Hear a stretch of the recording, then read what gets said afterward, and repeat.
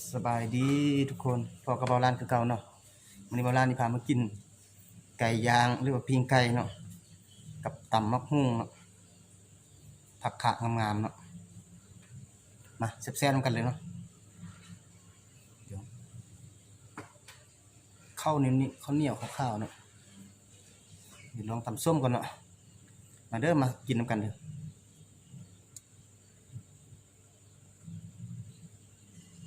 ลองก่อน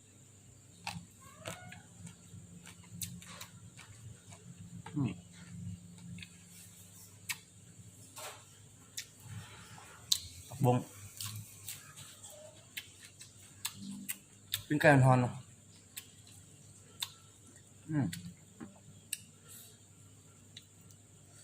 โอ้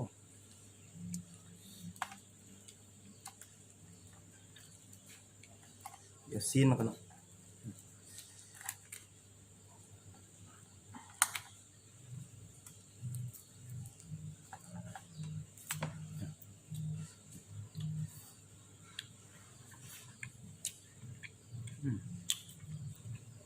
แซ่บเนาะ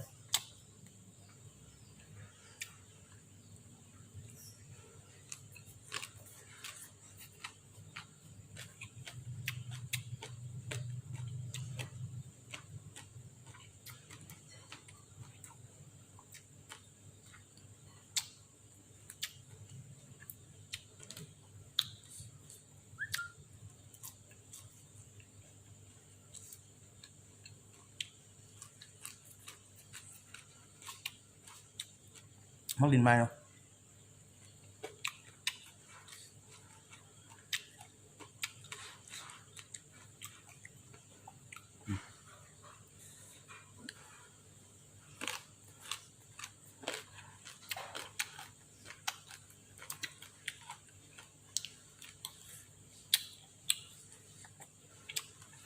ให้กินกับข้าวเลยเนาะ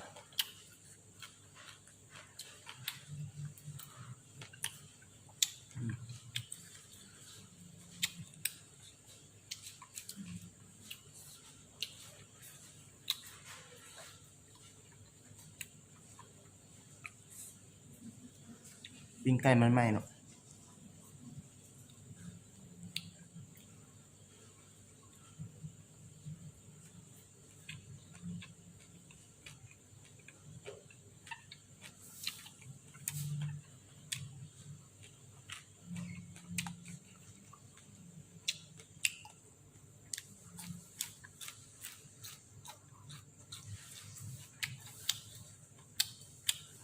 จิ้งงากัดเลย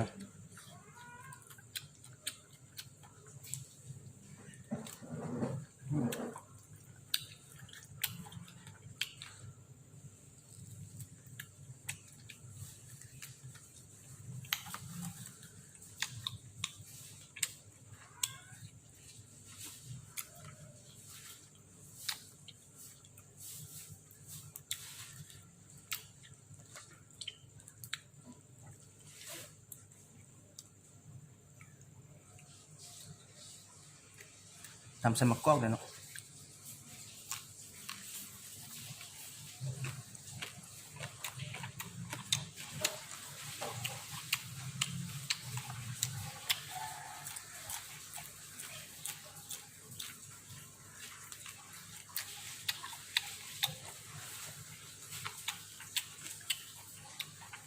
มาแซ่บๆกันเนาะ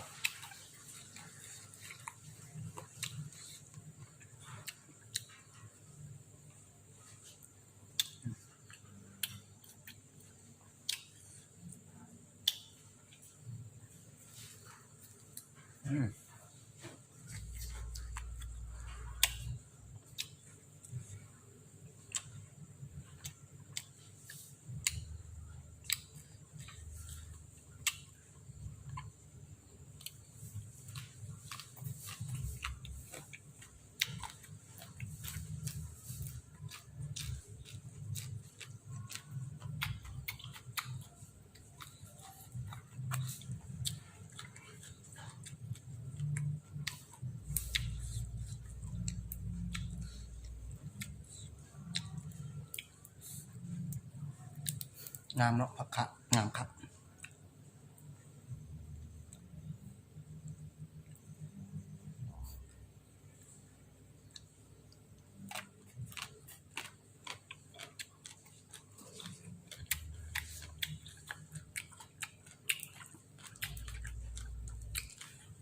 น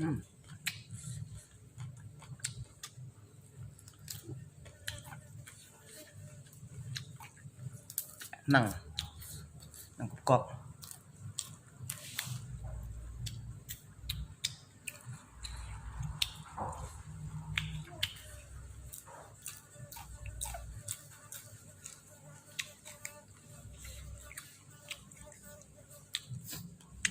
ฝากกดไลค์กดแชร์ด้วยเนาะ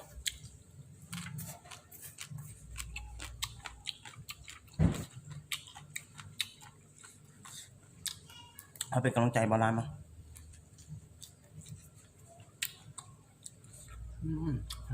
งามเที่ยวงามครับ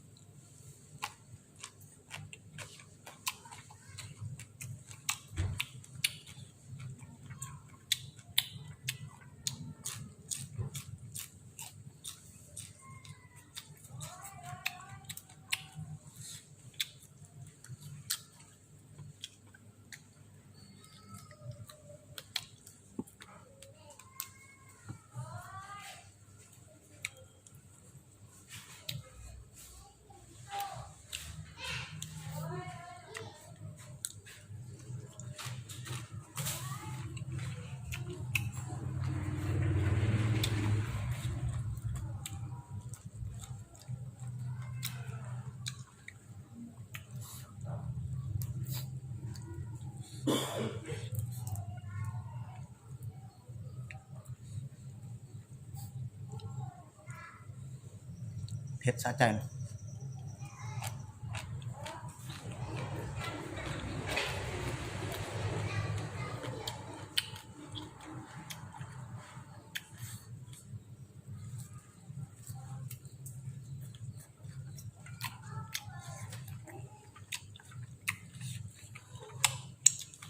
แซ่บ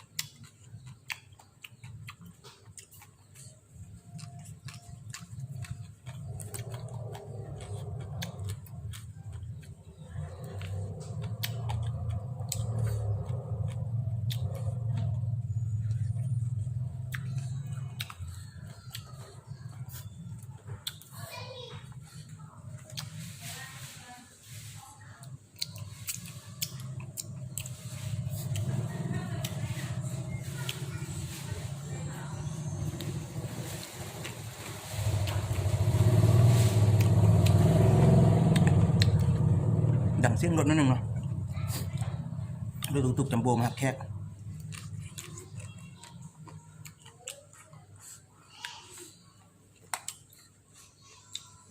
สะอ่อนเนาะผักกะงาม